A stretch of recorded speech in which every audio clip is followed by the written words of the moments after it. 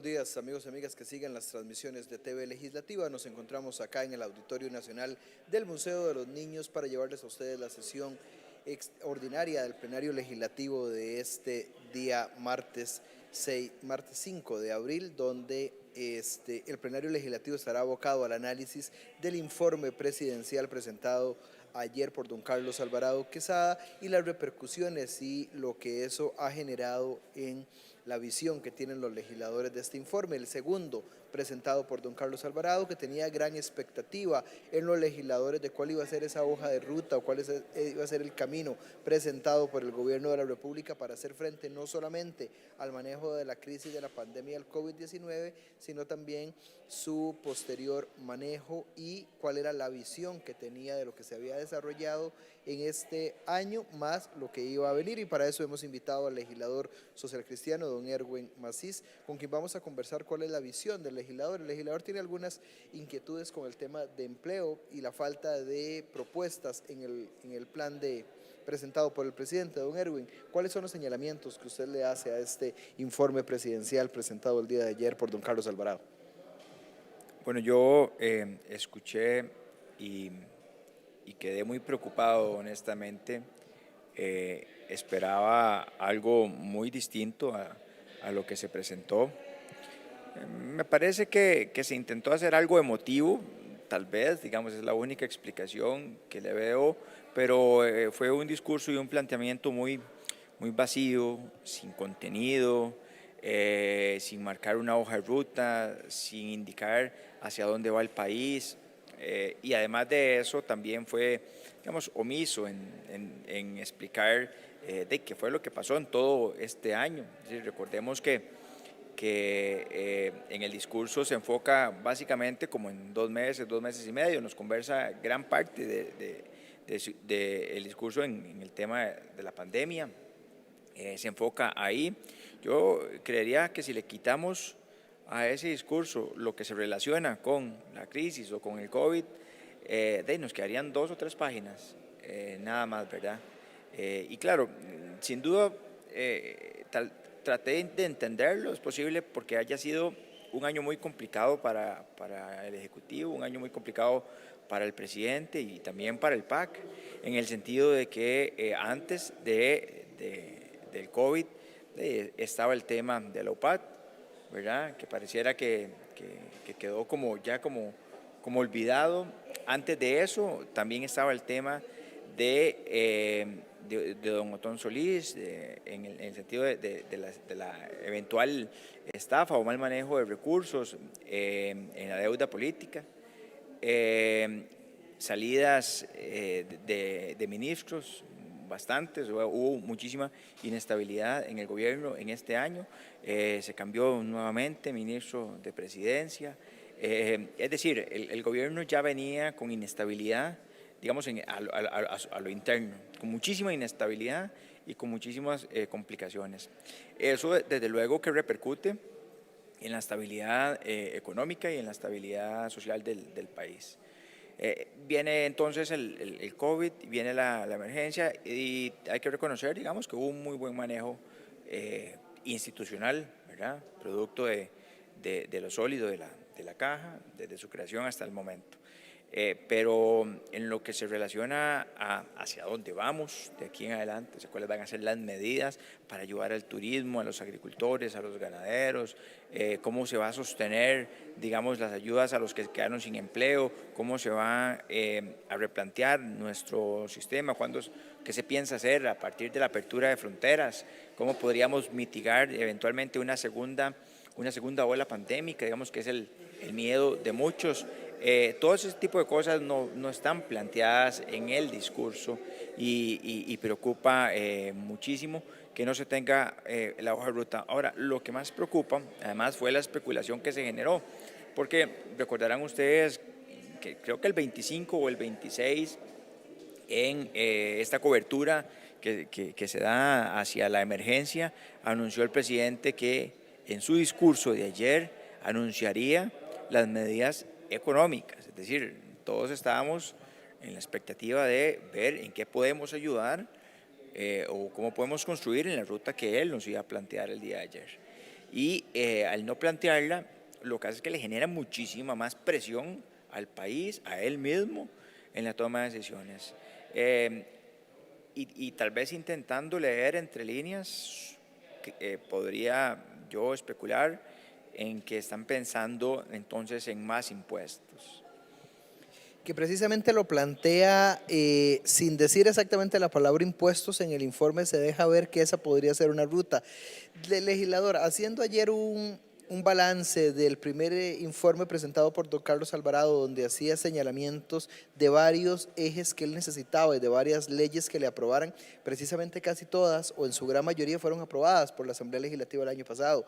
Tema de teletrabajo, educación dual, y los eurobonos, empréstitos, presupuestos extraordinarios, todo lo que el gobierno el año pasado pidió se le aprobó, gracias precisamente a esa negociación entre las diferentes bancadas. Pero este segundo año, según lo que han planteado, lo que plantea usted esta mañana, no hay una hoja de ruta y no hay una visión clara de cuáles son los proyectos prioritarios que él quiere para este segundo año. Si uno revisa el informe presidencial, como usted lo señala bien, centra prácticamente todo su análisis en el tema del manejo que le han hecho en el área de salud a la emergencia del COVID-19, pero no plantea nada del tema económico y más bien dice que en los próximos días será la suministra de planificación encargada del sector económico quien hará esos planteamientos. Pero usted señala preocupaciones en el tema de empleo y precisamente el tema de la Caja Costarricense del Seguro Social tampoco se plantea en el informe presidencial y en cómo poder hacer frente a una de las instituciones emblemáticas del país y una de las instituciones más importantes en el manejo de esta crisis, que ha sido precisamente la seguridad social, que ha sido la que nos ha permitido esos índices tan bajos de mortalidad y el manejo tan eficiente de la crisis. Claro, eso es otro gran déficit y además es muy preocupante. Es decir, a partir de que nuevamente se evidencia las debilidades de la caja y de la cantidad de recursos que le debe el gobierno a la caja, a partir de que eso se evidencia, lo lógico sería un plan rápido, un plan de contingencia rápida y que le indiquen a esa institución cómo se le va a pagar. Y además de eso, incluso aprovechar la buena voluntad que hay aquí en la Asamblea Legislativa para plantear la reconstrucción o para plantear, digamos, la nueva visión de la caja, porque sin duda que sí tiene muchas cosas que mejorar a lo interno. Yo mismo he sido crítico de algunas contrataciones administrativas que me parecían abusivas y otras incluso que me parecía que tenían algunos eventuales, digamos, hierros a la hora de que se contrataban la misma empresa y tal. Bueno, son cosas que la misma caja puede, ¿cómo se llama?, replantearse, ¿verdad? Y él podía generar aquí ahorita, bueno, mi plan para el tema de la caja va a ser esta, A, B, C y D. Sí, Asamblea Legislativa, queremos, por favor, ese es el proyecto de ley, esa es la propuesta, o estos son los puntos, o al menos la visión siquiera. Pero es que ni siquiera hace mención a cómo se va a fortalecer una institución tan importante para los costarricenses. También lo único que plantea es el tema de extensión de dominio, que sí lo plantea propiamente. Obviamente las reformas constitucionales que se necesitan para incorporar el tema del derecho humano al agua y la reforma constitucional para el cambio de orden entre las sesiones ordinarias y extraordinarias, pero las reformas constitucionales es casi que un mero trámite, diputado, tiene que hacerlo para que los proyectos puedan seguir avanzando, pero plantea solamente extensión de dominio como un tema claro que necesita que le aprueben, y los empréstitos, habla del empréstito para el tren eléctrico, habla del empréstito para infraestructura del país y habla de uno que tiene que ver con seguridad y justicia. El presidente solamente, esos son los temas que en este momento le preocupan y principalmente en un tema de crisis económica pide al país endeudarse más. ¿Cómo lo visualizan ustedes precisamente, bueno, ustedes desde la posición de lo que se ha estado hablando de contención del gasto público más bien? No, yo de verdad, y es auténtico, es que ni siquiera es parte, y luego con honestidad, ni siquiera es parte, digamos, del protocolo de todos los años en donde el presidente presenta el discurso y todos salimos a criticarlo, ni siquiera tiene que ver con eso, es auténtico lo que voy a decir, estoy muy preocupado, es decir, no tener hoja de ruta es muy, muy lamentable, o tenerla y no evidenciarla, que casi quisiera pensar que seguramente esa es la vía. ¿Por qué digo esto? Bueno, porque creo que lo que nos están planteando va en dos líneas, en impuestos y en deuda. Es decir, que serían lo peor que le puede pasar al país en estos momentos. Seguir aumentando su déficit y seguir aumentando la deuda, seguir enjaranándonos más y desde luego exprimiendo el sector productivo con nuevos impuestos. Aquí, si ese es el camino, seguramente que va a tener una contención muy fuerte en la Asamblea Legislativa, porque hay otras vías que no quiere explorar, hay otros caminos que no quiere explorar. Por ejemplo, ¿cuáles podrían ser precisamente claro, esa hoja de ruta que usted plantearía al presidente de la República que usted esperaría para este tercer año? Claro, vea, me gustaría recordar uno de los controles políticos que hice hace como un año y medio. Y cuando yo estaba hablando de gas natural y de petróleo, y yo les decía en esa intervención en plenario que ojalá el país no tuviera que pasar por una emergencia, que no tuviera que pasar por una emergencia como esta. Y lo dije pensando en el peor de los escenarios. Bueno, resulta que estamos en el peor de los escenarios, ¿verdad? En el peor de los escenarios, es decir, muchos sectores totalmente golpeados, ¿verdad? No hay que repetirlos, todos los conocemos, turismo, 8% en el BID, etc. Entonces, hoy retomar los temas de gas natural, que de paso en el discurso del presidente lo cierra nuevamente, es decir, cierra la posibilidad de poder utilizar esos recursos naturales. La explotación petrolera y otros Sí, mecanismos. sí, lo cierra por completo, yo lo respeto, pero entonces le pido que nos diga cuáles van a ser las otras medidas.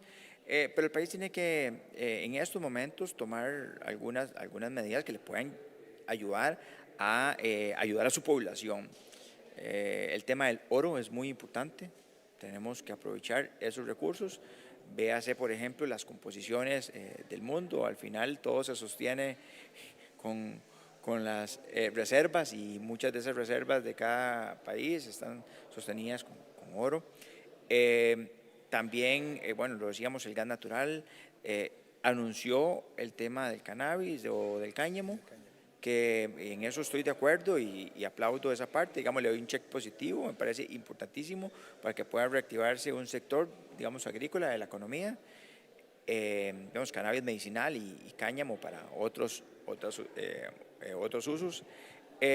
No menciona nada de generación distribuida, que me parece muy lamentable porque eso podría ayudar, digamos, a muchísimos hogares costarricenses.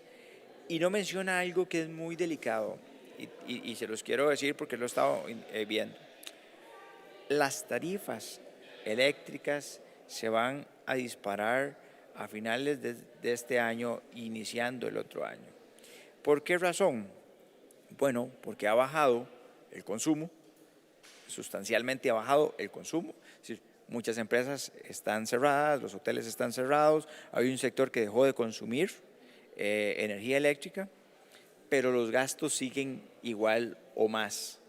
Entonces ese hueco de la proyección se va a proyectar en tarifas, y tarifas es las que pagamos todos nosotros.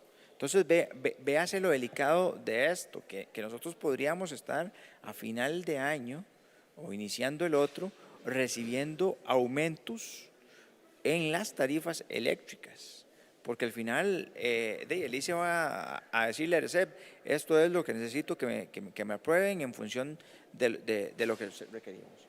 Entonces,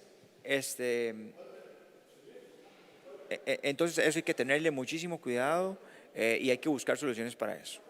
Le agradecemos precisamente al diputado Erwin Macís Castro que nos haya acompañado acá para hacer este balance desde la posición del legislador con respecto al informe presentado por el señor presidente de la República el día de ayer, tal y como lo establece nuestra Constitución, y donde se esperaba que el presidente expusiera a los legisladores cuáles eran las hojas de ruta, sus proyectos prioritarios para este tercer año de legislatura, y pidiera el apoyo de los legisladores para estas iniciativas, lo cual, como lo plantea el legislador, no llena las expectativas de este informe y no era lo que el legislador esperaba que viniera en este planteamiento.